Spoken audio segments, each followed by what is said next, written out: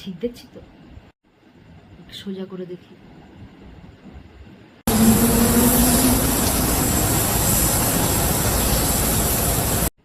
একটু বাঁকা করে দেখি।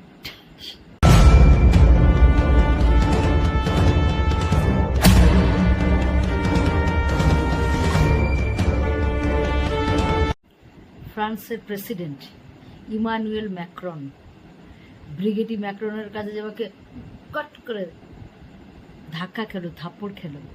এর থেকে কি প্রমাণিত হয়? এর থেকে প্রমাণিত হয় দেশ পরিচালনা করা অনেক সোজা, কিন্তু বউ পরিচালনা করা অত সোজা নয়।